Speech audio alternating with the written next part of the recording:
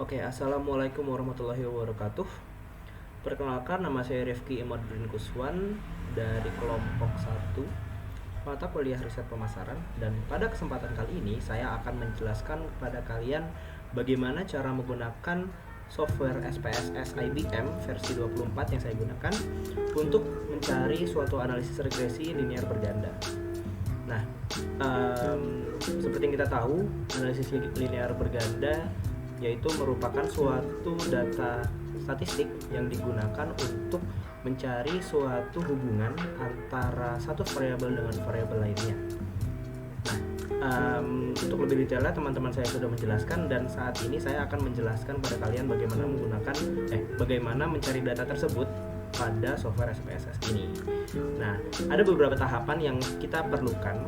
Yang tahapan pertama yaitu kita harus mempersiapkan data hasil dari penelitian kita pada suatu file yang saya rekomendasikan menggunakan file Excel agar mudah untuk digunakan di copy paste ke software SPSS. Lalu yang kedua, kita akan mengimplementasikan cara-cara yang akan saya ajarkan pada kalian, proses demi proses. Dan yang terakhir, kita akan mendapatkan hasil dari software SPSS tersebut. Nah, tahapan yang pertama, kita akan mempersiapkan data ilmiah kita. Nah, saya udah memiliki suatu contoh data penelitian ya. Di sini akan saya jelaskan dulu. Penelitian di sini menjadi contoh yaitu kita ingin meneliti suatu kinerja UMKM yang ada pada suatu daerah. Nah, kinerja dari UMKM ini terpengaruh atas 5 aspek. Aspek yang pertama itu aspek SDM, yang kedua itu aspek keuangan, ketiga operasional, keempat pemasaran, lalu yang terakhir itu adalah aspek UMKM, aspek kebijakan UMKM, mohon maaf. Nah, di sini saya sudah mendapatkan data ilmiahnya, di mana data ilmiah ini menggunakan skala Likert, dan data yang akan kita gunakan itu data sigmanya atau jumlah dari setiap respondennya untuk setiap variabelnya. Nah, karena kita sudah memiliki data-data di sini, ini dari variabel pertama sampai variabel ke-6. Selanjutnya kita akan membuka software SPSS.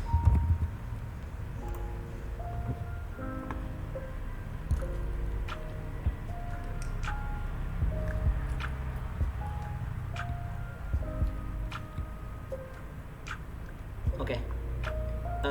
Biasanya apabila kita membuka software SPSS pada awalnya, itu akan muncul 2 window. Seperti kita lihat di sini ada 2 window. Yang data window yang pertama itu ini menunjukkan pada data yang kita input. Lalu dari window yang kedua ini adalah hasil dari data yang telah kita input tadi. Seperti itu. Nah, ini kita minimize dulu. Nah, di sini saya ingin menjelaskan juga interface dari SPSS. Ini muncul ada dua sheet. Yang pertama itu variable view, yang kedua itu ada data view. Nah, dari variable view di sini, ini adalah tempat di mana kita akan memasukkan variabel yang kita gunakan pada penelitian kita. Lalu data view ini adalah suatu sheet yang akan kita masukkan data-data hasil penelitian ilmiah kita.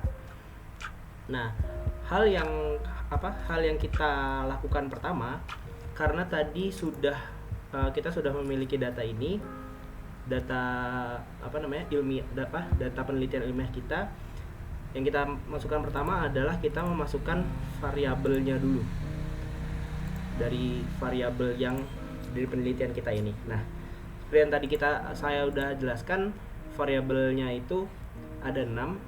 Di sini saya perumpakan aja Y, X1, X2, X3, X4, dan X5.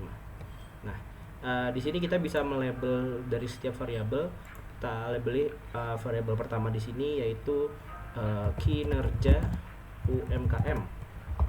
Yang kedua SDM, aspek SDM. Yang ketiga aspek keuangan, keempat aspek operasi,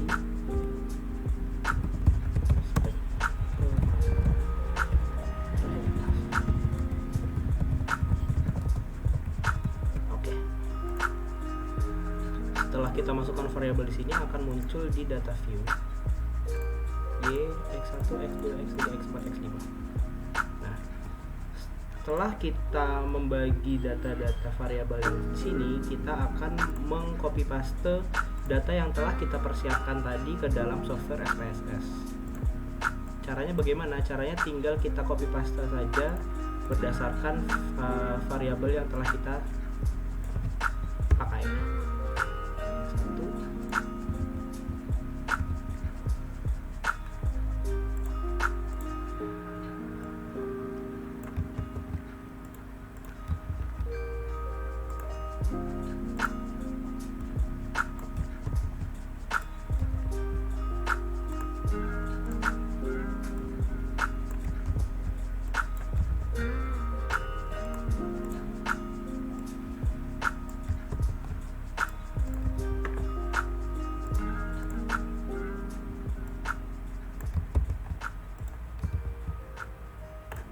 Oke.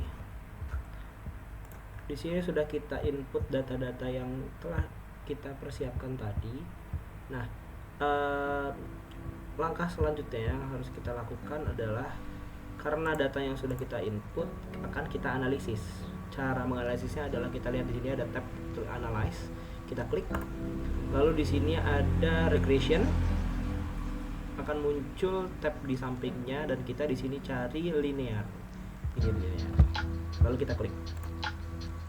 Nah, di sini sudah terlihat tentang variabel-variabel yang kita gunakan dalam penelitian kita.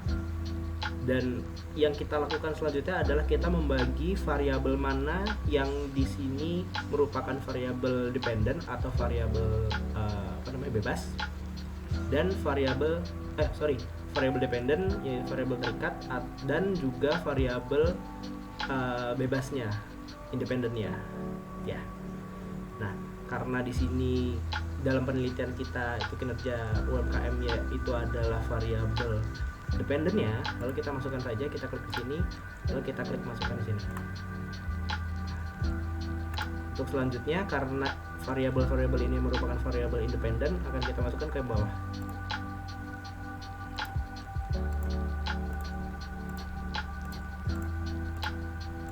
Oke. Setelah itu kita klik statistik. Nah, di sini muncul ada beberapa option.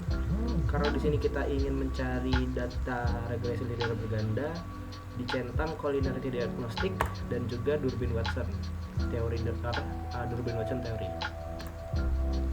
Lalu kita continue. Yang selanjutnya kita klik plots di sini. Nah, dari plots di sini kita masukkan ZPRED ke variabel ke variabel X, dan juga ZRESID ke variabel Y. Setelah ini continue.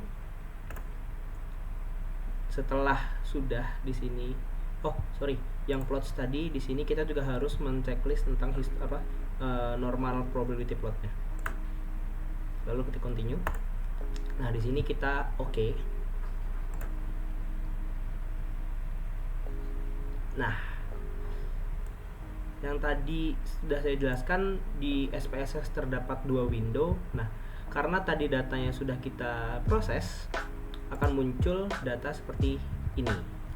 Nah, ini adalah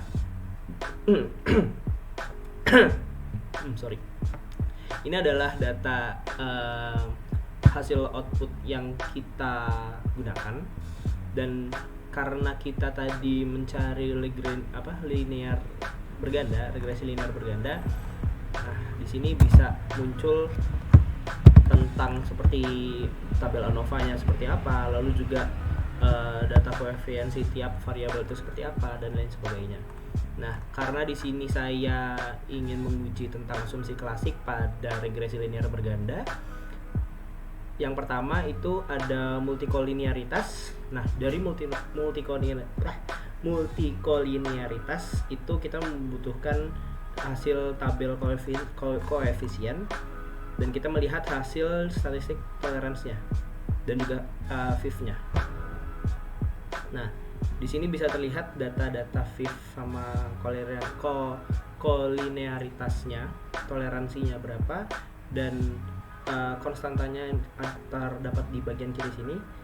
Nah, untuk variabel, semua variabel di sini kita cari yang lebih besar dari angka 5, di mana multikolinearitas tersebut itu terdapat pada variabel yang nilai statistik VIF-nya itu lebih dari 5. Seperti kita lihat di sini terdapat pada variabel operasi. Maka dari itu diketahui bahwa variabel aspek operasi itu terjadi multikolinearitas.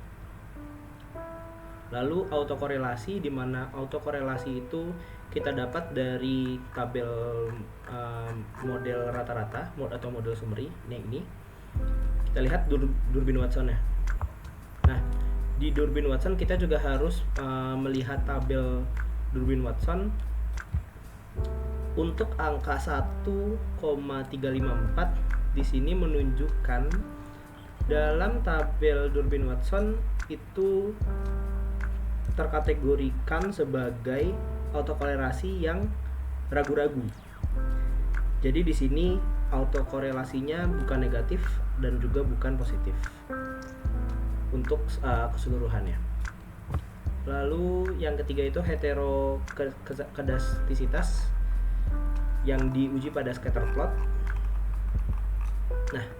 Nah di sini scatter plotnya bisa terlihat bahwa titik-titiknya ini acak, tidak menunjukkan suatu pola. Jadi titiknya di sini random. Dan di sini asumsi klasiknya itu disimpulkan tidak terjadi suatu heterokedastisitas karena tidak memiliki pola maupun suatu yang tersusun. Lalu yang keempat itu ada normalisitas yang diuji pada normal plot, yang ditunjukkan pada normal plot. Nah, di sini di sini normalisitasnya itu terlihat grafiknya itu tersusun lurus atau linear. Jadi semakin titik-titiknya ini mendekati garis lurus, maka disimpulkan residual dari setiap variabel itu terdistribusi normal. Jadi hasilnya itu sejalan dengan asumsi klasik yang kita tetapkan. Seperti itu. Nah, jadi sekian cara memasukkan data agresi linear berganda pada software SPSS. Semoga bermanfaat. Apabila ada kurangnya saya mohon maaf. Terima kasih banyak. Wassalamualaikum warahmatullahi wabarakatuh.